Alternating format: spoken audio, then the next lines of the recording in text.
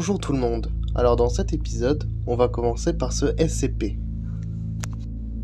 SCP-870 est une espèce d'animal d'apparence et de proportions indéterminées qui, pour des raisons inconnues, ne peut pas être aperçu que par des personnes atteintes de schizophrénie. Cela rend ce SCP-870 difficile à traquer, car une explication de la présence de SCP-870 amènera à penser que les personnes schizophrènes ont des hallucinations.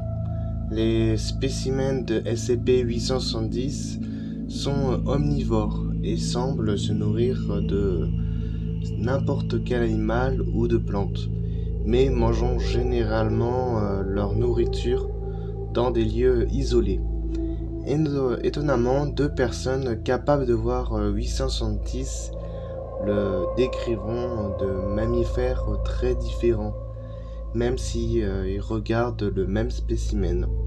Des individus sont décrits SCP-870 comme étant un alligator avec des pattes d'araignée et 3 yeux, un homme constitué de fumée, une fourmi géante avec un visage d'humain, un enfant bossu avec une tête de perroquet, une araignée avec trop de pattes, un mille-pattes géant avec des bras humains à la place des pattes. Les spécimens de SCP-870 sont très hostiles et peuvent traquer et espionner la même proie pendant des mois ou des années sans se nourrir. La raison pour laquelle ils ne meurent pas de malnutrition est inconnue à ce jour. Pendant cette longue durée où un spécimen de SCP-870 traque sa proie, il attend que cette dernière soit dans un endroit isolé avant de le tuer et de gober entièrement.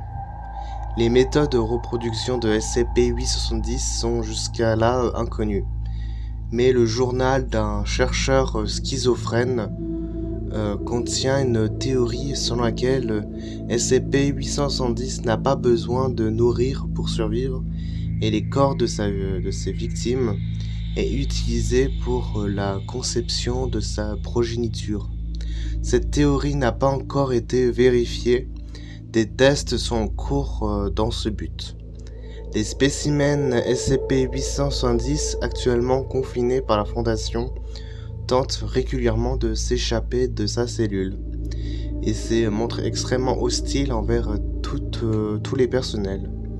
Des bruits, des coups puissants venant de sa cellule peuvent être entendus à toutes les heures de la journée. Des chercheurs sont en cours pour trouver un moyen de percevoir SCP-870 sans être schizophrène, mais cela pourrait prendre du temps considérable. Il est très probable qu'il y ait des dizaines, voire des centaines de spécimens. SCP-191. SCP-191 est un enfant humain féminin, très jeune, environ moins de 10 ans, et elle est soupçonnée d'avoir été le sujet de thèse de plusieurs chirurgiens expérimentaux exécutés par un certain docteur. En gros, c'est une fillette qui s'est fait pas mal charcuter par un docteur et qui a remplacé beaucoup de ses organes par des choses qui est robot, quoi, sans rentrer dans les détails parce que ça va prendre vachement longtemps. Mais par exemple, le poumon, le cœur et les vaisseaux sanguins majeurs ont été remplacés avec des mécaniques analogues, si j'arrive à le prononcer. Par exemple, son système digestif a été complètement reconfiguré au point où la nourriture régulière est aussi bien inutile que dangereuse. Les organes reproducteurs ont été enlevés et remplacés avec d'autres trucs. Franchement, je trouve ça que je conseille vraiment de regarder sur le site de Fondation SCP 1091, si ça vous intéresse de vraiment qu'est-ce qu'il a fait pour vraiment pas mal charcuter, hein, je pense que c'est quand même le bon mot. Et que en fait à peu près son histoire, c'est que SCP-1091 a été récupéré par les agents de la Fondation durant un bref effort de collaboration avec la coalition mondiale occulte, durant laquelle un raid a été organisé dans le laboratoire de ce fameux docteur. Un membre suspecté de faire quelque chose qu'on ne sait pas vraiment trop. SCP-191 a été l'unique sujet de test récupéré du laboratoire. Tous les autres sujets de test ont expiré durant le raid, soit détruits par le docteur ou éliminés comme hostiles par le détachement spécial. L'évaluation préliminaire ont conclu que la reconstruction complète était impossible. Les composants introduits étaient trop avancés technologiquement pour risquer de devenir connus. Et cela pourrait être source de données de valeur et qui... Voilà quoi, c'est comment dire... Même en essayant d'enlever tous les trucs que le docteur a fait sur cette fille, bah c'est déjà dangereux pour la fille, et que les appareils ajoutés, bah c'est trop développé pour qu'on connaisse vraiment comment ça fonctionne quoi.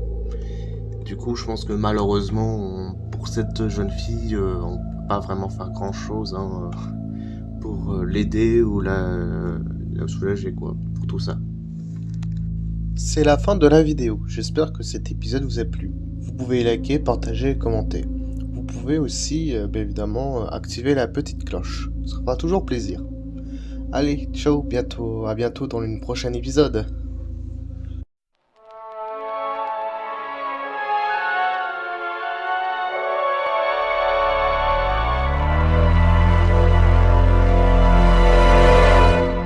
Sure, it's a common notion, perpetual